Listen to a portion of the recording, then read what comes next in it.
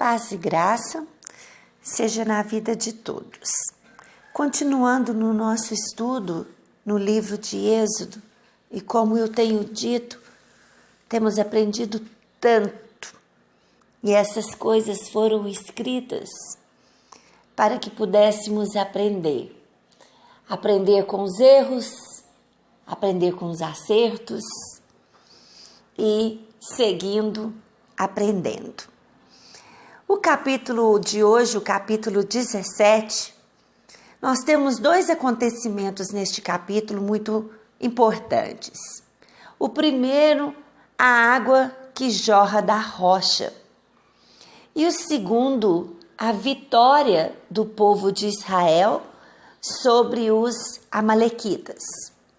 No verso 1, toda a comunidade de Israel partiu do deserto de Sim, andando em um lugar para outro, conforme a ordem do Senhor. Veja esse primeiro versículo. Andar de um lugar para outro dá para nós a impressão de uma desorientação, de não saber o que está fazendo, né? Sem direção.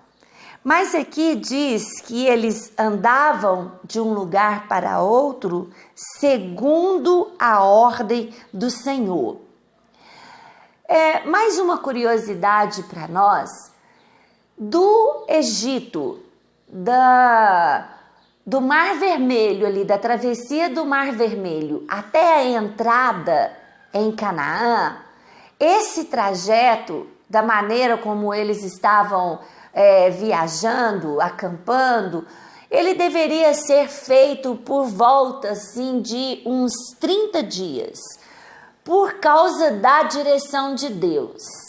Deus conduzindo para um lado, provavelmente porque ali tinha água, porque ali tinha algum benefício, ou porque estava fugindo de uma grande montanha, e Deus ia conduzindo, e essa caminhada deles deveria ser feita por volta de 30 dias. Isso é um aprendizado para nós, porque nós já sabemos o final da história e eles levam 40 anos para chegar a Canaã e tem as suas razões, tem os seus motivos, e um deles nós vamos ver acontecer mais uma vez aqui neste capítulo. Por esta razão, acamparam-se em Refidim, mas não havia água para beber. Por essa razão, queixaram-se a Moisés e exigiram: dê-nos água para beber. Ele respondeu: por que se queixam a mim? Por que colocam o Senhor à prova? Mais uma vez, a atitude errada. Ao invés de uma atitude de humildade, ao invés de uma atitude de reverência, de reconhecer quem é que manda, de reconhecer quem é que tem o poder, e ter em seus corações temor e tremor, porque já tinham motivo suficiente, já tinham visto o suficiente, eles murmuram, eles reclamam, e a palavra de Deus aqui diz mais: eles exigem de Moisés água. Essa não é a atitude de alguém que vai receber alguma bênção do Senhor. Atitude errada. Isso é para nós hoje. A atitude de quem vai receber bênçãos do Senhor é a atitude de humildade, é a atitude de reverência, é a atitude de temor e tremor a Deus, é a atitude de santidade, de quebrantamento. Esse é o perfil de quem vai a Deus e recebe alguma coisa do Senhor. E aqui eles exigem. Ele respondeu: por que se queixam a mim? Por que colocam o Senhor à prova? Mas o povo estava sedento e reclamou a Moisés: por que você nos tirou do Egito? Foi para matar de sede a nós, aos nossos filhos e aos nossos rebanhos? Então aqui mais uma vez nós vemos uma dureza, sabe? A palavra de Deus diz que tudo é por Ele e para Ele são todas as coisas, para Jesus. Mas nós temos visto aqui, como nós vemos em muitas pessoas, ao contrário. Tudo é para mim, tudo é por mim. O eu está no centro aqui e não Deus. Eles reclamam, eles murmuram. Deus entristece tanto. O maná continuava caindo todas as manhãs, porque nós vimos no último versículo do capítulo anterior, cai esse maná durante 40 anos, o maná continua caindo. E acontece um imprevisto, acontece outro e a murmuração vem. E o pior da murmuração, ela vem com uma dureza de palavras, deveria ter nos deixado lá para morrer no Egito. É preferido ser livre no deserto com Deus do que escravo no Egito. E eles dizem que deveria ter sido deixado lá porque iriam morrer de sede. Estavam colocando Deus à prova. Eu separei para nós aqui, 1 Coríntios, no capítulo 10, diz assim: porque não quero, irmãos, que vocês ignorem o fato de que todos os nossos antepassados estiveram sobre a nuvem, todos passaram pelo mar. Em Moisés, todos eles foram batizados na nuvem e no mar. Todos comeram do mesmo alimento espiritual e beberam da mesma bebida espiritual, pois bebiam da rocha espiritual que os acompanhava, e essa rocha era Cristo. Contudo, Deus não se agradou da maioria deles, por isso seus corpos ficaram espalhados no deserto. Essas coisas ocorreram como exemplos para nós, para que não cobicemos coisas más como eles fizeram. O verso 9. Não devemos pôr o Senhor Deus à prova, como alguns deles fizeram, e foram mortos por serpentes, e não se queixem como alguns deles se queixaram, e foram mortos pelo anjo destruidor. Olha Paulo aqui, lembrando essa cena lá aos Coríntios.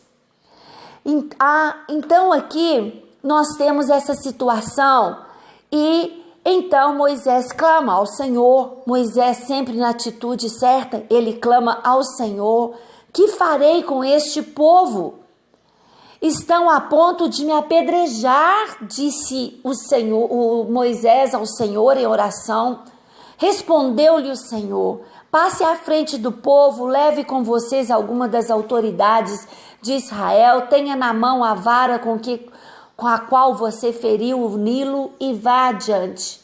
Eu estarei à sua espera no alto da rocha do monte Horebe. Bata na rocha e dela sairá água para o povo beber. Assim fez Moisés à vista das autoridades de Israel e chamou aquele lugar Massá e Meribá, porque ali os israelitas reclamaram e puseram o Senhor à prova, dizendo: o Senhor está entre nós ou não? Que pergunta dura! Até aqui, o que eles já viram, eles têm a coragem de dizer. E o maná continuando caindo do céu. O alimento todo dia. E eles dizem: o Senhor está entre nós ou não? Muito dura essa palavra. Porque ela foi não contra Moisés, mas contra o Senhor. E interessante que Deus fala com Moisés para ele ir até o monte, levar alguns com ele e levar a vara que ele havia aberto o mar, né? E também havia transformado água em sangue e tantos outros milagres foram feitos com aquela vara. O poder de Deus continuava na mão ali de Moisés. o poder de Deus continua conosco, porque Deus vem e faz morada nas nossas vidas. Às vezes tudo fica muito complicado, muito difícil. E nós pensamos que Deus se afastou e nós pensamos que não temos mais o poder de Deus na nossa mão, na nossa vida. Mas Deus fala com Moisés, aquela vara, pega ela. E ele leva aquela vara, aquele cajado, bate na rocha, sai água da rocha. Essa rocha, como nós vimos lá em Coríntios, simboliza Jesus Cristo, a nossa rocha eterna, e de Jesus Cristo sai água para a vida eterna, daquela rocha sai água para saciar a sede daquele povo. Depois nós temos a vitória sobre os amalequitas. Sucedeu, pois, que vieram ataques em Refidim aos israelitas dos amalequitas. Moisés, então, levanta Josué, primeira vez aqui que Josué é citado. Moisés levanta Josué, manda ele escolher alguns homens guerreiros e eles vão à peleja. Lembrem-se que esses homens, eles não estavam treinados na guerra, eles ficaram 430 anos no deserto. E agora é que eles vão começar a ser treinados para a guerra. A primeira batalha desses homens, nunca havia tido batalhas. Então, até então, somente subjugados pelos egípcios. Mas algo acontece aqui muito importante. Moisés manda eles ir à batalha, mas Moisés não deixa eles sozinhos. O líder nunca deixa os seus liderados descobertos. Moisés sobe num cume, numa montanha, na presença de Hur e Arão, e Moisés estende a sua mão para o alto. Quando ele estende a sua mão para o alto, ele está falando com Deus. É claro que ali ele estava intercedendo, mas ele estava falando com Deus. Essa batalha só pode ser ganha se vier do alto. Não temos condições para essa batalha. E Moisés continuava com a sua mão estendida e algo acontecia. Quando a mão de Moisés ficava estendida, Israel prevalecia, mas quando os braços dele pesava e se cansava, os amalequitas prevaleciam. Olha a necessidade de se manter em oração, olha a necessidade, o poder da intercessão. Essa palavra para nós tem dois objetivos aqui. Demonstrar a necessidade que um líder tem de outros o apoiando, tanto à frente da batalha, em ajuda mesmo, quanto na questão de intercessão e o poder que foi a intercessão para aqueles que estavam na batalha, que estavam lutando. Então, quando o braço pesava, tinha dois ali para sustentar aquele líder. Arão e Hur, e eles erguiam e ficavam segurando o braço de Moisés, e assim foi o dia todo. E quando o braço ficou erguido, estendido, o povo de Israel venceu a batalha contra os amalequitas. Não houve nenhum mérito para o povo que estava guerreando, porque quando a intercessão baixava no simbolismo dos braços erguidos de Moisés, o povo perecia. Então, o que sustentou aquela guerra? O que trouxe vitória para o povo de Israel? A intercessão de Moisés. O apoio de dois líderes importantes ali segurando os braços estendidos de Moisés, que era Arão e Hur. Depois o Senhor disse a Moisés: escreva isto num rolo como memorial e declare a Josué que farei que os amalequitas sejam esquecidos para sempre debaixo do céu.